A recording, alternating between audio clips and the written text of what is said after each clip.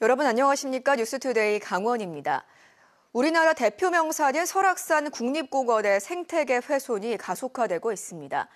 기후 변화는 물론 등산 인기가 높아지면서 탐방로 인근이 크게 훼손되고 있어 안전사고 우려도 커지고 있는데요. 예약제 도입 논의가 필요하다는 지적입니다. 박은지 기자가 현장에 다녀왔습니다. 가을철 단풍 관광객이 많이 찾는 설악산 오색지구.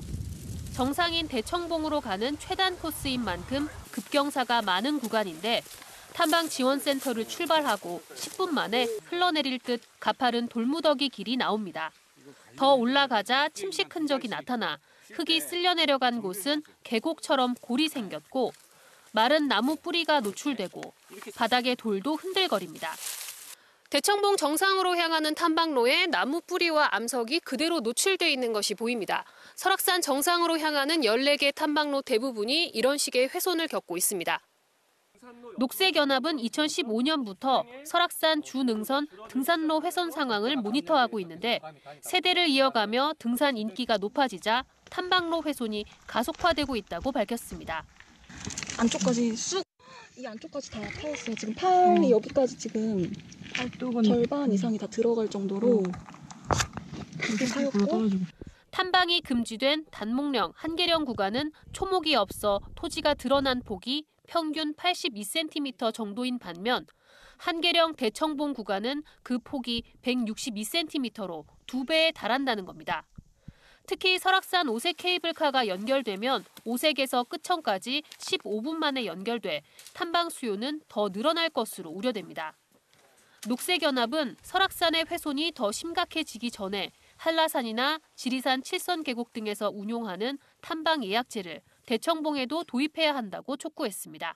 지역 경제를 고려해서 아침 7시에 탐방을 시작하면 오색을 비롯해서 이용자들은 여기 와서 주무시고 여기에 머무르시게 되기 때문에 지역 경제에도 더 보탬이 된다고 생각을 하고요. 전문가들은 지속 가능한 국립공원 탐방을 위해 보전 중심의 정책 전환과 관리가 시급하다고 입을 모으고 있습니다. MBC 뉴스 박은지입니다. 주민도 모르는 사이에 삶의 터전이 아파트를 개발하는 구역에 포함되고 강제 수용까지 당할 위기에 처한 마을이 있습니다. 주민들은 오랜 시간 일궈온 집과 사무실 등을 지키겠다며 거리로 나섰습니다. 이병선 기자입니다.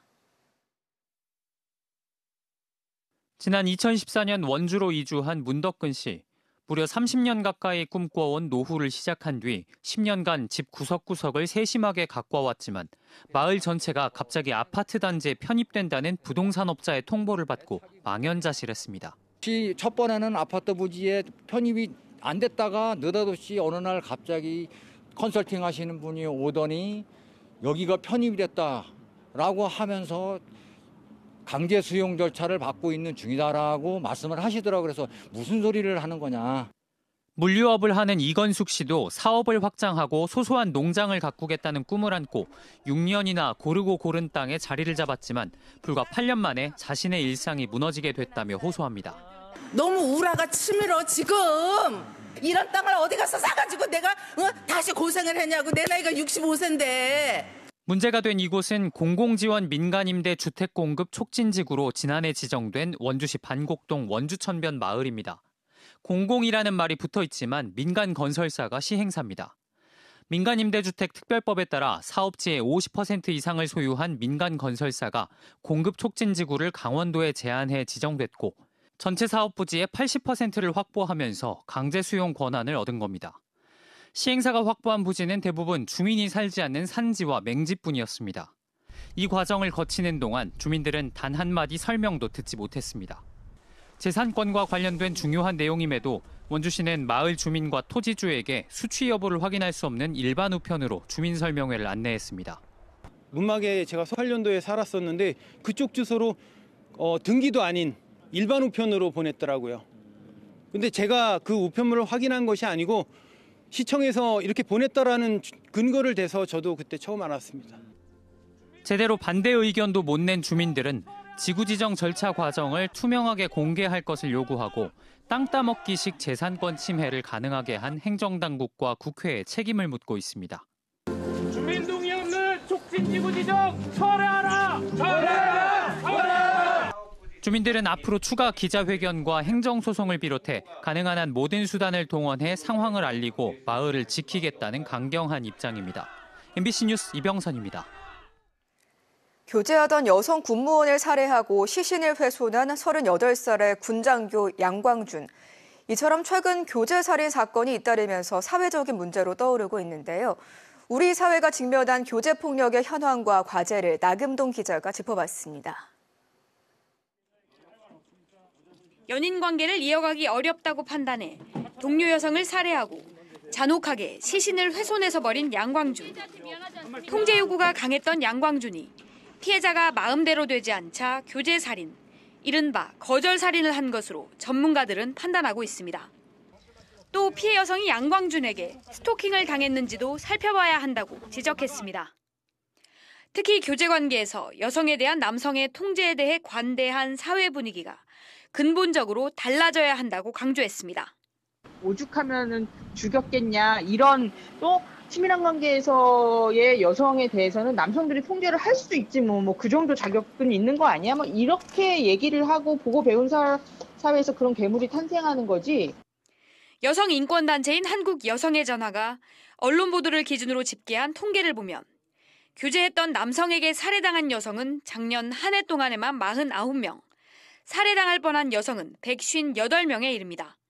강원경찰청이 접수한 교제폭력 신고 건수는 2020년 1,155건에서 해마다 늘어 2022년부터는 매해 1,800건을 넘었습니다. 올해는 지난 10월에 벌써 1,817건에 달했습니다. 하지만 경찰은 전국적으로 가해자 성별을 파악하지 않고 있습니다. 또 강원경찰은 피해자 성별은 수기 통계라 정확하지 않아 제공이 어렵다는 입장입니다. 경찰 차원에서 교제폭력에 대한 정확한 통계조차 없는 게 지금의 현실인 겁니다.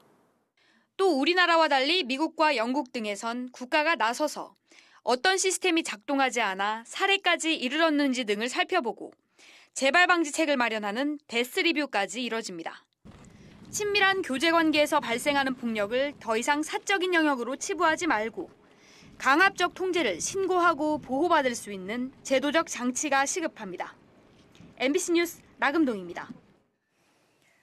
지난 2020년 5명이 숨지고 1명이 실종된 춘천 의하모 참사와 관련해 춘천지법 형사 1단독의 심리로 열린 업무상 과실치사 혐의 사건 결심 공판에서 검찰은 당시 담당 국장에게 징역 2년, 업체 대표에게 징역 1년, 나머지 공무원 6명에게는 금고형과 금고형 집행유예를 구형했습니다. 또 춘천시와 수초섬 업체에 각 10억 원의 벌금형을 내려달라고 재판부에 요청했습니다. 1심 선고 공판은 내년 1월 14일 춘천지법에서 열립니다.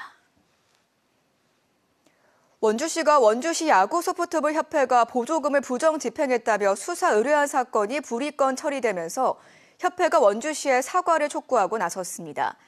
협회는 보도자료를 통해 원주시의 보조금 부정 사용 수사 의뢰는 특정 체육 종목 단체를 와해시키기 위한 무리한 정치적 수사 의뢰였다며 그동안 협회가 범죄 집단화되면서 업무를 방해받았고 명예도 심각하게 훼손된 만큼 책임 있는 사과가 있어야 할 것이라고 주장했습니다. 원주시는 올해 초 내부 감사를 통해 야구협회 보조금 부정 집행에 대해 경찰에 수사를 의뢰했는데 당시 협회 관계자가 지난 지방선거에서 현 시장의 상대 후보를 도왔다는 이유로 무리한 정치 감사를 벌였다는 지적을 받아왔습니다. 강릉시가 유네스코 창의도시 네트워크의 미식 분야 발전 방안을 모색하기 위한 포럼을 열고 전문가들과 머리를 맞댔습니다. 이번 포럼에서 함석종 전 강릉 원주대 관광경영학과 교수는 강릉시의 미식 문화는 전통 음식과 외래 음식이 상존하는 게 장점이라며 이를 기반으로 한 축제 등 새로운 산업화 전략을 구상해야 한다고 주장했습니다. 또 유네스코 창의도시 자문위원장인 한건수 강원대 교수는 강릉시가 속초, 고성, 양양군과 함께 협력해 강원 영동 지역의 음식 문화를 발전시켜야 한다고 말했습니다.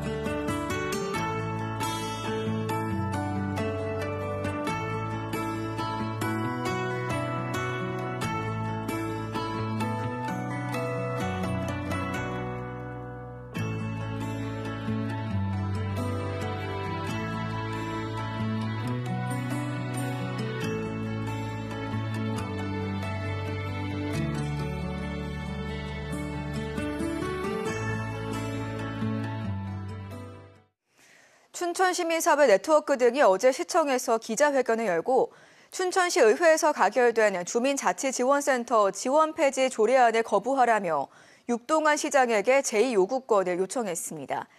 지방자치법에 따라 오늘이 춘천시장이 의회에 제의를 요구할 수 있는 마지막 날인 만큼 육 시장의 제2요구권 행사를 촉구하는 시민 서명보도 전달했습니다.